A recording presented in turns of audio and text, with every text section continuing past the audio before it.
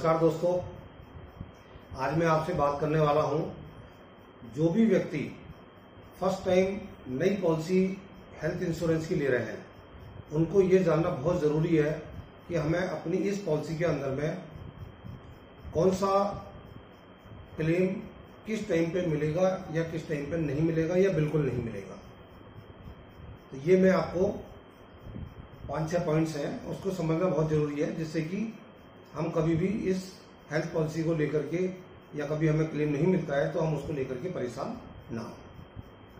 तो दोस्तों, पहला पॉइंट आता है हमारा कि आज मान लो मैंने पॉलिसी ली है तो मुझे 30 डेज तक कोई भी बीमारी के लिए क्लेम मुझे नहीं मिलेगा, केवल एक्सीडेंटल को छोड़ करके। एक्सीडेंट में कुछ भी होता है तो आपकी 100 दिन से पॉलिसी स्टार्ट रहेगी।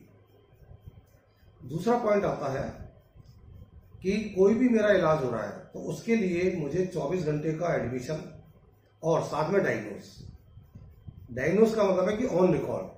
ये नहीं कि खाली डॉक्टर ने लिख दिया कि हाँ जी आपको ये परेशानी के लक्षण दिखाई दे रहे हैं, तो वो नहीं चलेगा। ऑन रिकॉर्ड ही कंपनी को चाहिए होता है, इसलिए उसके लिए आप सावधानी बरतें कि कोई भी पहले छोटे क्लिनिक पे या अपने पास के डॉक्टर को ही आप विजिट कराएंगे। तीसरा आता है कि पीडी का मतलब प्री एग्जिस्टिंग डिसीज। आज आपने कोई नई पॉलिसी ली है और नई पॉलिसी लेने के टाइम पर आपने कंपनी को बताया कि हाँ जी मुझे हाइपरटेंशन की प्रॉब्लम है या डायबिटीज की प्रॉब्लम है या थायराइड की प्रॉब्लम है, और उसके चलते हुए आपको पॉलिसी मिल गई है। तो जाहिर सी बात है कि यहाँ पर क्या होता है दोस्तों कि हर कंपनी का एक अपना क्राइटेरिया है। कोई 4 साल का एक्सपीरियंस लगाती है, कोई 3 साल का लगाती है, कोई 2 साल का और कोई 1 साल का।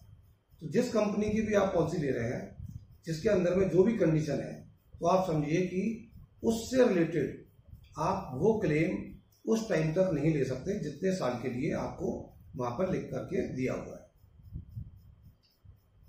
इस चीज का ऐसा नहीं हो कि भाई एक्सपीरियंस में लिखा हुआ लेकिन आपको इस चीज का आइडिया नहीं है। तो इस चीज का आइडिया होना जरूरी है कि यदि मैंने कोई चीज नोट कराई है तो उसमें एक्सपीरियंस लगेगा ही लगेगा। नई पॉलिसी ले रहे हैं तो पोर्टेबिलिटी में नहीं है ऐसा। तो ये हमारा हो गया तीसरा पॉइंट। चौथा पॉइंट आता है कि बहुत से इलाज जो ऑपरेशन है वो ऐसे हैं जो हमें 2 साल के बाद मिलते हैं। 2 साल के बाद का मतलब है कि जब हम तीसरा प्रीमियम देंगे तब उस वाली पॉलिसी में मिलेगा। जैसे कि मोटी मोटी बातें हम बताते हैं आपको कि कैटरेक्ट का ऑपरेशन हो गया, दूसरा हर्निया का ऑपरेशन, प्रोस्टेट का ऑपरेशन, स्टोन का ऑपरेशन, यूट्रस का ऑपरेशन, या जो जॉइंट के लिए जो ऑपरेशंस होते हैं। नेक्स्ट, नाक कान गला से संबंधित कोई भी हमें परेशानी है वो भी 2 साल के अंदर के अंतर्गत आएगी। और मैं लास्ट मोमेंट पे एक बात बोलना चाह रहा हूं कि जितने भी हमारे डे केयर के ऑपरेशंस हैं, आप मान के चलिए कि वो 2 साल के बाद ही कवर होंगे। ठीक है दोस्तों। अब नेक्स्ट हमारा जो एक्सक्लूजन है वो है कि कोई भी एक्सीडेंटल के चलते या बीमारी के चलते यदि उसमें कोई ड्रग्स पाया गया या अल्कोहल पाया गया तो वहां पर भी कंपनी हमारे को क्लेम कभी भी पास नहीं करेगी। यदि आप रेगुलर इस चीज को यूज करते हैं तो पॉलिसी लेने से पहले कंपनी को ये बात जरूर बताएं कि हम डेली ये लेते हैं। तो उसके अंदर में कंपनी पहले तो ये डिसाइड करेगी कि आपको पॉलिसी देनी है या नहीं देनी है। ठीक है दोस्तों। अब ये बात हो गई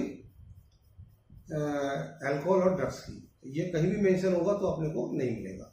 नेक्स्ट पॉइंट पे आते हैं हम कि हमारी पॉलिसी के अंदर में यदि प्रेगनेंसी से रिलेटेड कोई भी हम क्लेम लेने की सोचते हैं तो वो हमें नहीं मिलेगा।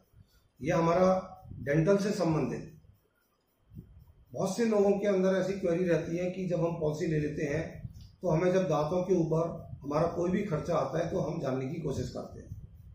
तो मैं चाहता हूं कि ये चीज आपको परमानेंट पॉलिसी लेने के टाइम पे आपको याद रहना चाहिए कि इसका हमें नहीं मिलता है। तो बाद में ना अपना मन खराब करें ना एजेंट का मन खराब करें। अब इसके बाद अल्कोहल हो गया, ड्रग्स हो गया और आपका प्रेगनेंसी और मैंने जैसा आपको बताया दांतों के लिए। नेक्स्ट आता है कॉस्मेटिक सर्जरी।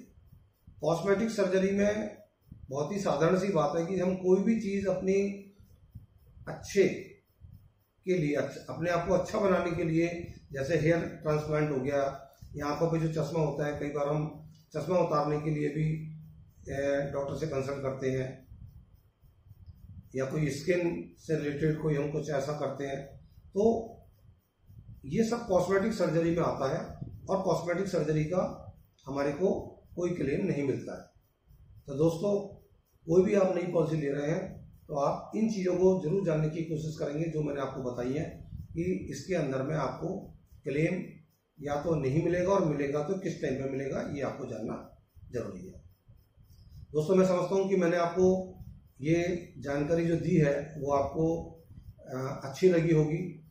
यदि अच्छी लगी है तो आप मुझे लाइक कीजिएगा, मेरे चैनल को सब्सक्राइब कीजिएगा, क्योंकि आपका इस सब्सक्राइब से या मेरे को कमेंट देने से मेरा हौसला बढ़ेगा, और मैं जितनी भी जानकारी, जितना भी मेरा अपना एक्सपीरियंस है, वो आपको आगे से आगे हर बीमा पॉलिसी के बारे में आपको जरूर दूंगा। धन्यवाद।